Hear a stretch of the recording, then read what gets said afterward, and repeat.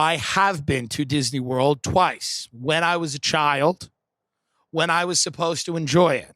I did not enjoy it as a child. In fact, and I know that this is really the opposite of what is said, I worry about the children who do enjoy it. I worry about the children who like the torture of other human beings, that they're made to walk around in costumes in 102-degree weather. I worry about those children that don't see through this, even at a young age. But there was an article written in the New York Post about millennials visiting Disney World because some woman on Facebook, some rant went viral where she was angry that there was a lot of millennials walking around Disney World preventing her and her child from getting a pretzel, or going on the rides or whatever. And I don't know her. I'm not necessarily in her camp. Why? Number one, why are you getting a pretzel in Disney World? Is that why you went? Is that why your fat child went to Disney World? I'm pretty sure you could have satiated him at a rest stop if that was the big issue. If he just needed a carb, maybe you didn't need to spend all that money to go to the theme park. But she was angry that her son, whose blood sugar levels were rapidly dropping in the park, she could not procure a pretzel for her child. So she lashed out at who she felt was the culprit, childless millennials who were in the park. Now, it's a tough thing here because I have friends that really love Disney World. And that counts as a mark against them when I think of them. Nobody's perfect. I have a lot of marks against me. When people think of me as a friend, there's a lot of things that go in my negative column. What will he bring up? What will he feel is appropriate to discuss at a barbecue? What rage-filled diatribe will he go into without anyone even inviting that kind of energy? He will just show up and bring it. Now, I understand that, but to me, Disney World, I went twice. I went when I was a child. My parents went, and this is true, to try to save their marriage. This is a fact.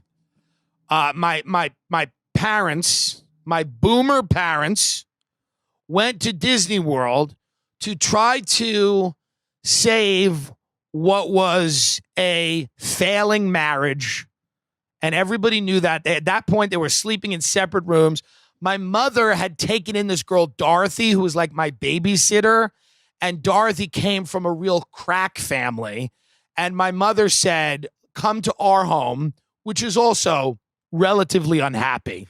But none of us are on crack. Because my mother was actually like a giving person. She was a good person. She helped the girl get into college and everything like that. And then, of course, as soon as the girl got into college and, did everything, she left. She never spoke to us again. Whatever it is, what it is. But we all went down to Disney World.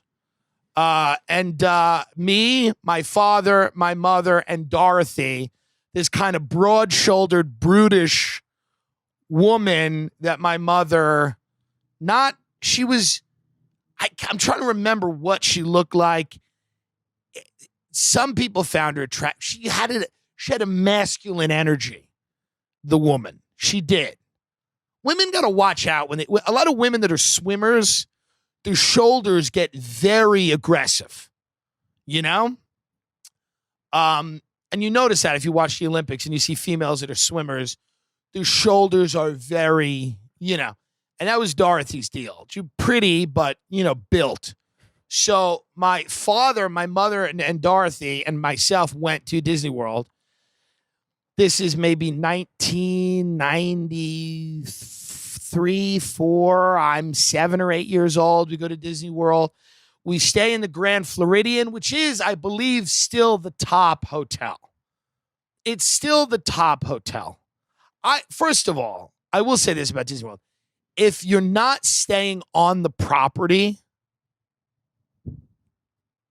guys, if you're not even staying on the property, I mean, what kind of experience? And everywhere in Disney World takes 3.5 hours to get to, even if you're staying on the property. You got to take a monorail, a boat, a train. And my mother and father hated each other with a passion. Okay. So my mother had insisted that we all take naps in the middle of the day, which is actually not a bad idea. You go to Disney World in the morning, you go to the character breakfast, which my mother and father, I swear to God, fought so bitterly at the character breakfast that none of the characters would come near the table. They were all orbiting around the table. None of them wanted to come near the table because my mother and father were fighting about money. That's why all marriages fail for the most part, is because you have too little money or you have too much money. And if you have too much money, you go, why am I fucking you? What you need in a marriage is just enough money to keep people doing it. But you need a little bit of fear. You need a little bit of the idea of like, can we afford this divorce? What happens? What happens on the other side of this? If everyone is too comfortable, one of my friends is a divorce lawyer in Beverly Hills. Too much comfort breeds just people going, you know what? I don't know. I don't know anymore. You don't really excite me. But just enough money, just enough, keeps people like my parents in a loveless marriage for 20 years and ruins their children's life. So that's what you want. You want just enough money to keep things going, Divorce is such a big deal, and most people don't realize it. A friend of mine said recently, and he said this, and this is aggressive, and people are going to get angry. But when you are a child of divorce, it really extinguishes the hope that you're really ever going to have a normal, and I don't want to use the word normal, but a conventional life. Like, I think the way that he worded it is you're just kind of like, you're fucked. You're damaged. Now, because everything is so bad now, divorce barely registers as something that damages people because everything's like so bad. Kids are in cages. Everybody's on heroin. Kids are in foster care. They're being farmed out. CPS is stealing kids and selling them to senators. So a divorce is like good. That's like the good option. Oh, your parents just got divorced. That's like great. That's like phenomenal. But the reality is it's not. It's really not. Okay? Mommy and daddy going, you know what? We're not into this anymore. And we're barely into you. Because that's what a divorce is at the end of the day. It's them going, we're so not into each other that you are no longer even uniting us. For a few years, you actually were the drive. Because that's also why people get divorced, because they don't have kids. You need to have a child if you're married. Because otherwise, what are you doing? It's stupid. Marriage without children is kind of dumb unless you were like if you're running like an empire and your days are full of meetings and whatever it is and going on, retreats and whatever it is that keeps you and that person really. But otherwise, it's a child. And if it's not a child, you're heading towards the end. It's just a matter of time. I had a friend recently, not really a friend. I call everyone a friend on the show. I have 3 friends, but everyone's a friend. No one's a friend, to be honest with you. Everybody's getting canceled. We're going to go through that later in the program. And I want you to start canceling people from your inner circle. I've recently telling you, cancel your family. You should have done that already. Cancel your extended family and your acquaintances. Now I want you to start canceling your close friends that you've known for a very long time. And we'll get into why later. But the reality is divorce is a thing. People act like it's not a thing. People tend to think it like doesn't matter. But it's traumatizing, especially if it goes on for a while. Like my parents' divorce went on for 2 years because neither one of them could afford to get lawyers. So they had a mediator, and a mediator just comes to your house and your parents just argue at a dining room table over a collection of Beanie Babies or whatever the fuck they had. These fucking boomers had nothing. They had a few lamps. Aunt Gussie's table. I remember my mother said that. She goes, well, who's going to get Aunt Gussie's table? And I'm like, hi, I'm 13 and I'm about to embark on a decade of drug use. Could one of you maybe check in, perhaps, while we're dividing up a table that has a market value of, at best, $75? I'm a living organism that you both have created. So could potentially maybe you find the time to check in on how I'm doing while you divide up all the winnings of 20 years of having no college education and no financial planning, okay? And believing you could retire by collecting Hess trucks and then putting them in a room. And my father, who I love, who came to my show last night in New York, but my dad being a musician and, you know, his most prized possessions were his guitars. They're just boomers. It's not really specific to them. Do you know how many fucking people messaged me after that boomer rant? They were like, fuck, man, wow. They're just dealing with the tools. Imagine you were on acid in a field listening to Jimi Hendrix and then snap, that's over and you got to get a job. And Reagan's in office and everybody's like, you got to work now. And you're like, wait, what? What about the revolution? Now you have kids and you got to pack them a school lunch and you can't just play guitar anymore naked, and slide down a hill. I get it. It was jarring. But divorce is more of a thing that people tend to give it credit for. I'm friends with divorce attorneys. These kids have to go and testify in a court. Do you know how much this fucks up children having to testify and get cross-examined and then bringing in experts and stuff like that? I mean, I am not a religious person by nature. I am not somebody who's like, I'm not into cults really. Other than comedy, which certainly is a religion, and it makes the least sense of all of them. And I'm including even the forms of Christianity where they baptize you at like 40 and you take a little bus. By the way, is there any better movie? Robert Duvall is the Apostle. What a great film. Go watch The Apostle with Robert Duvall.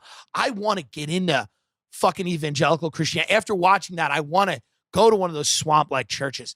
It's so great. But I'm not a religious person. Or Mosaic. Should I join Mosaic, which is the LA church? Everybody's really hot at Mosaic. Everybody's hot, and all the actors are members of it, and they all go there, and they have like rock bands playing, and everybody's like got a guitar, and it's electric guitar, and they're like, Jesus said to be an influencer. It's what's great about Mosaic is it marries the two things that Jesus really cared about: faith and being an influencer. And that's what they're about there. They don't really like gays too much. They don't say they don't like gays because they're in LA. So they don't let gays occupy the higher tier positions of the church. Somebody was telling me this like I gave a fuck. Like some gay person was like talking to me. They're like, at the Mosaic church, if you're gay, you can't occupy the high. So I'm like, oh, so in the cult that you've willingly joined, you can't ascend to the higher tier of the pretend cult that you attend every week. Well, I am sorry. What a tragedy for you. I'm very sad. It's really nuts. Like somebody coming up to you talking about, Scientology, being like, I really just I'm not advancing in the way that I feel like I should be. Yeah, don't be in it then. I don't know what to tell you. I don't know why you're in it anyway.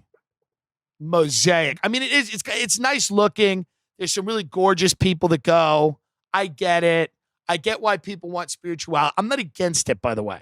I'm not against religion. I know I shit on certain things because it's funny, but everybody needs something, and I totally fucking get it. So if you're out there and you're a religious person, good for you. Okay. But divorce is one of those things that does fuck kids up. Nobody cares, but it does. I'm not saying, and listen, obviously don't stay together if it's the worst marriage in the world. That can also fuck kids up. That's people's argument. They're like, well, should we stay together if we're just beating each other? It's like, no, the goal would be to not be in the worst marriage in the world, to try to not get into that. Now, obviously, sometimes that just happens. I get it. So my family went to Disney World, and this was really right before things fell apart. Things were being held together. I mean, this was really, when you look back, it's really after things fell apart, but before, the consequences of that. It's what it really is. They were at the table at the Grand Floridian character breakfast, and I remember it. And I remember my father shoving what I imagine was a competently cooked egg in his mouth, because it is a nice hotel. And I remember he looked at my mother and he goes, will you shut the fuck up so these things will come over here? He called them things, which, by the way, he is right about. He's absolutely right. Like, there was no romanticizing of what this place was, which I kind of now in hindsight appreciate. He wasn't like, so Mickey will come over here. It was like, so this thing, because it ain't Mickey. You don't know who is in that suit. Why has there never been a documentary about the dark side of Disney World? They are so powerful. Disney is so fucking powerful. Has there ever been a doc? Have you ever seen anything? I mean, maybe I'm wrong. I think Banksy did that thing on it. What did he do? He went in there to the little children one. It's a Small World After All. It's a Small World. And he dressed a guy in a Guantanamo Bay outfit, and he hung him or like a roller coaster. He like had a hanging Guantanamo Bay prisoner, and he did it with that Mr. Brainwash. Yeah, guy, Americans don't notice. They think it's great. Look, there's a Gitmo prisoner. This is a good ride. I thought this ride was for faggots, but it's good. I thought a Small World was for faggots. I fought my wife, but I didn't know we were going to see Muslims get hung. This is great.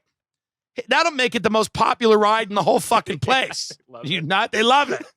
Yeah, Banksy hung this Guantanamo Bay. Yeah, it was the longest line at the whole park. They're hanging Muslims in there. It's worth the wait. No, but I mean, like, is there a doc? There's no doc. Nobody's done a doc because you can't shoot in there, right? Right. The Florida Project, which was a phenomenal movie, which got no Emmys, it was ignored because it was about poor whites. I hate to say it. That's really what it was. And that's the reality. And I don't consider those people white, number one, and neither does any white person. Like, no one, like, and I don't mean, and I'm not saying what, like when that girl who did a great job, whatever her name is, I forget, Bria Vinite or something, phenomenal. She was barely an actress. They cast her on Instagram. They gave her some acting lessons, and she fucking knocked it out of the park. And that little girl, I think her name was Brooklyn, whatever. She was great too. But like, she's living in a hotel in Florida, a motel that really exists. And the Florida Project actually used some of the real people that live in the motel. I mean, hopefully they paid them. Probably not. Hey, can we just put a camera in front of your horror? Do you mind that? But it was a great thing, but it didn't tackle sexuality. It didn't tackle race. It didn't tackle, it was just a poor white chick who's like, how I be doing. So it's like, again, this ain't Bush white. It ain't country club white. This isn't Scandinavian Nordic white eating salmon gravlax. This is fucking, how you doing? Like, that person doesn't want to be white that was in the Florida part. Like, but it was a great movie. But at the end of it, they shot in Disney World, but they shot it on a phone secretively. Remember that? Right. Yeah. I remember you showing me some, what was it, The Florida Man? Some doc called the Florida. I think it was called Florida. Well, that's a great doc about Florida. Yeah. I just wonder, and I could be wrong. There could be a book about this. Somebody can hit me up. There doesn't seem to be any, like, let's pull back the veil on Disney World, because there's got to be shit going on. Yeah. I think one of the heiresses or somebody recent, like one of the family, I could be wrong on this, maybe look this up, was kind of alarmed that the people at the park weren't making enough money. She was kind of like, I'm kind of shocked that they're not making money. I'm pretty sure this was Disney World. Because you know that there's issues in a place like Disney World. And I mean, there's got to be. Yeah, this happened, right? Yeah. It's loading right now. Yeah. So it's the Harris to Disney. Disney Harris says she's livid about Disneyland wages and working conditions. Right. She's the granddaughter of Walt Disney Company, Abigail Disney. She's the next person they're going to hang in It's a Small World. She'll be the next. She's already at Pirates of the Caribbean. She's already been thrown into the lake. Okay? Well, so what I'm saying is there's got to be a doc to be made, but you probably figure if I make it, I don't work again. Right. And don't fucking I ain't making that shit. I ain't making that. Now, I don't have the money to make it, but if I did have the money to make it, I wouldn't, because I think I have a long future with Disney. But my father and my mother took us to Disney World, and I remember it being fine. My mother was like, we got a nap in the middle of the day, and then we'll go out at night, which is kind of a good idea. We did the morning, then we took a nap, because in the middle of the day, it's the hottest and the most crowded. So my mom is actually pretty smart, you know? I mean, so she established that rule, but it's also tough to force a nap. Like, everyone's forcing a nap. It's tough, but it is a better system. It's just tough. Just tough at 1 p.m. when everybody else is at the park. We're going back to the room, and my mother's like, go to bed. Go to sleep. You know, if you need, go get a potato and put a Marlboro Light in its mouth and watch that and then press play on your phone.